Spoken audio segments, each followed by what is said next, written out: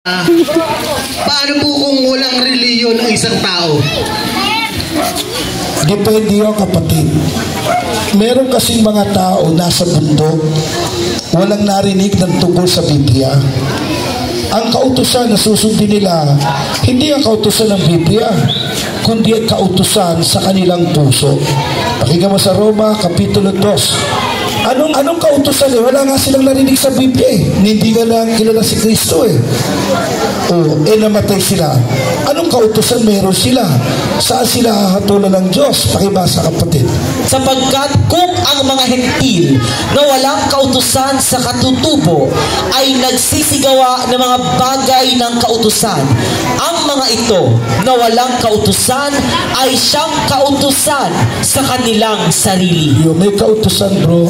Tuloy may kautusan sa puso kapatid. Na nagtatanyag ng gawa ng kautusang nasusulat sa kanilang puso. Papasin mo Brad, no, kahit mga nasa bundok, hindi rin sila nagpapatayan basta magkakatribo sila eh.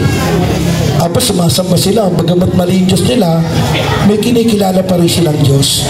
Kasi nung gawin ng tao, nung gawin ng Diyos ang tao, mayroong kautusan sa kanilang puso. Pero kapatid, sa panahon natin ngayon bro, ang Biblia ay laganap na.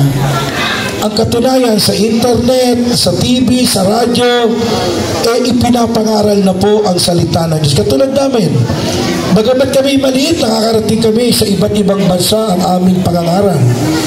24:14 ng Mateo. Saan ipangangaral ang mga salita ng Diyos na nakasulat sa Biblia, kapatid na pakibasa. At ipangangaral ang ibanghelyong ito ng kaharian sa buong sanglibutan. Hindi na tayo pwedeng magpalusot kapatid na hindi natin kailangan ng reliyon. Bakit? Kasi mahalaga ang reliyon kapatid na Jay. Yung salita pong religion sa salitang Grego na tereskia, Greek word of the word religion is tereskia. Ang ibig sabihin nun, worship eh. Pagsamba. Tanungin natin muna ngayon ang kasulatan. Ano ba yung dalawang elemento kung bakit kailangan may reliyon ka? Basahin natin ang Santiago 1:27, ganito po nakasulat.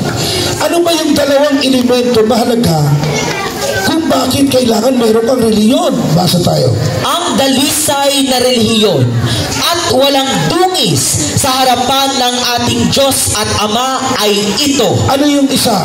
Dalawin ang mga ulila at ang mga babaeng bao sa kanilang kapighanan. Napasin mo, charity. Sabihin nyo nga, charity. Pag-ibig, pagmamahal.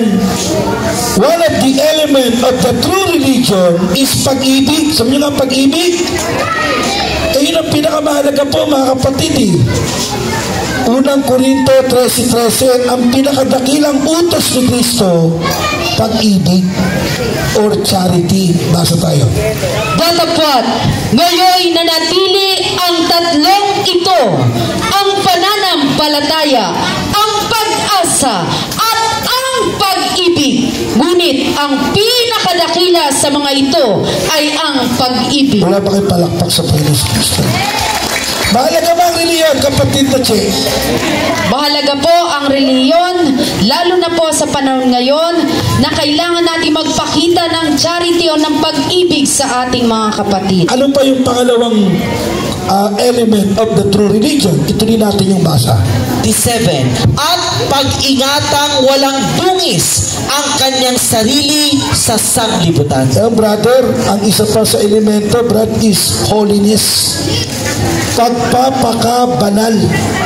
Alam mo, pag hindi ka nagpakabanal, di mo makikita ang Diyos, kapatid na G. Pakinggan niya sa Hebreo 12:14. Pag hindi ka na lumayo sa mga masasamang gawa, hindi ka lumayo sa masama, hindi ka mapapasok sa langit. Dahil walang taong makakakita sa Panginoon pag hindi ka nagpakabanal. Palakpakan po natin. Pakibasa. Hebreo 12:14, ito po nakasulat. Sundin ninyo ang kapayapaan sa lahat ng mga tao at ang pagpapakabanal na kung wala ito'y sino man ay di makakakita sa Panginoon. Ano ang ikalawang elemento ng true religion, bro? Yung ating pong pagpapakabanal. Amen.